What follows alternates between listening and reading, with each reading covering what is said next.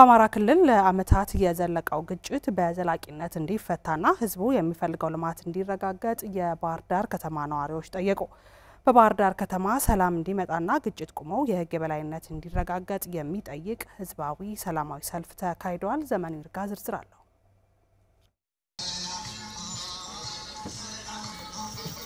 በባህር ዳር ከተማ ሰላም እንዲጸናና የተጀመሩ ልማቶች ተጠናክረው እንዲቀጥሉ የሚጠይቅ ህዝባዊ ሰላማዊ ሰልፍ ተካሂዷል። የሰልፉ ተሳታፊዎች ግጭት ይብቃ፣ ሰላም ይምጣ፣ ልጆቻችን ወደ ትምህርት ገበታቸው ይመለሱ፣ ሀገርን ለማጽናትና ለማሳደግ የሚከናወኑ ልማቶችን እንደግፋለን የሚሉ የተለያዩ መልእክቶችን ማስተጋብተዋል። ያነጋገርናቸው የትዕይንተ ህዝቡ ተሳታፊዎችም በክልሉ የተከሰተው ግጭት ህዝቡን ለሁለንተናዊ ቀውስ የዳረገ በመሆኑ ሊያበቃ ይገባል ብለዋል። አሁን ላይ ህዝቡ ሰላምን አጥብቆ ይፈልጋልም ነው ያሉት። የጦርነት ጥቅም የለውም፣ ተጎዳን ክልላችን ገደል ነው የምንፈልገው እኛ ሰላምን ነው። መንግስት በዘረጋው እጁ እነሱን የወጡ ልጆች ይግቡ ይመለሱ። ሰላም በእጅጉ አስፈላጊ ስለሆነ የኑሮ ውድነቱ ጣራ ላይ ስለወጣ በሰላም ወጥተን መግባት ስላልቻል እና ልጆቻችን ትምህርት ቤት ወጥተው በሰላም ተምሮ መመለስ ስላልቻሉ ይሄ ነገር መቆም እንዳለበት ከሁለቱም ወገን ስምምነት ተደርሶ መቆም እንዳለበት ለማስገንዘብ ነው የወጣው። ሰላም ለሁላችንም አስፈላጊ ነገር ነው። የሰላምን ዋጋ የሚያሳንሰው እኔ እንጃ ሰው ነው ብዬ ለመናገር በጣም ይከብደኛል። ሰላም ሲሆን ከሀገር ወጥተህ ትሰራለህ።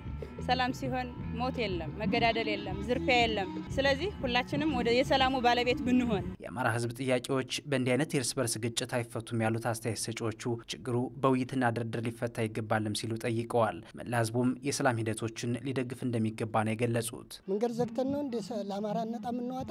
ትምህርት ቤት አውድመን ነው እንደ አማራ ነጣ የምንወጣ? ወጣት ልጆች ሳይማሩ ሲቀሩ ነው እንደ አማራ ነጣ የሚወጣ?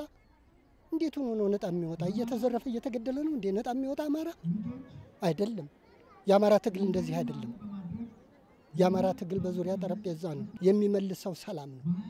ሰላም እንዲመጣ ሁላችንም እኔም አንተም ማንኛችንም ግዴታችንን መወጣት አለብን። ከሰላም የበለጠ ምንም ነገር ስለሌለ ጦርነት ይበቃል፣ መገዳደል ይበቃል፣ ሰላም ይምጣ። በቃ ይሄ ግጭት ያተረፍንበት ኪሳራ ነው እንጂ ለውጥ አላገኘንበትም። ስለዚህ ግጭቱንም ተጋጭተን አይተናል፣ ሞክረን አይተናል። ስለዚህ ያተረፍነው ነገር ስለሌለ ተወያይተን ተነጋግረን በጋራ ራሳችን አካባቢያችንን እናልማ የሚል ጥያቄ ነው ዞ የተነሳው።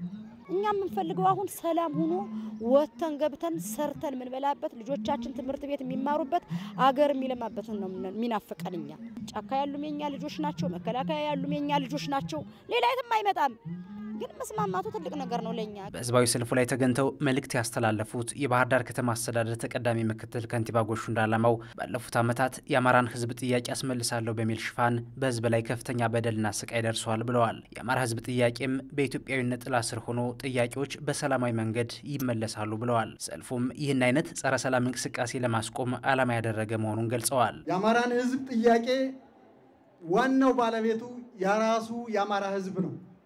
የአማራ ህዝብ ጥያቄ የአማራ ህዝብን የሚመራው የአማራ ክልል መንግስት ባለቤት ሆኖ የሚያስመልሰው ጥያቄ ነው።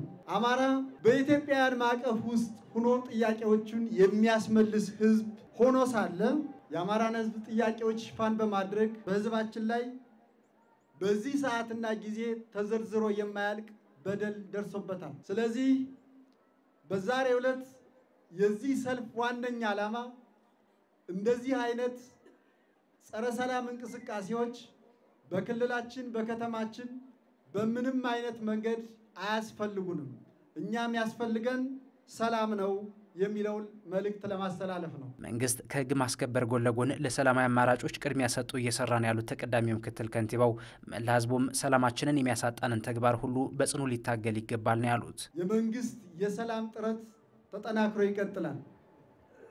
ይህንን የሰላም ጥረት የሚደግፉ ኃይሎች ሁሉ ከነዚህ አካላት ጋር መንግስት ለመነጋገር የሚችልበትን እድል ሊፈጥሩ እንደሚገባ በዚሁ በድጋሜ ለመግለጽ እፈልጋለሁ። ሰላም የሁሉም ነገር መሰረት ነው። ስለዚህ ሰላማችን በጋራ ልንጠብቅ ይገባል። ሰላማችን የሚያሳጣን በጋራ ማውገዝ ይገባናል። ህዝብ በራሱ የሰላሙ ባለቤት ሊሆን ይገባል።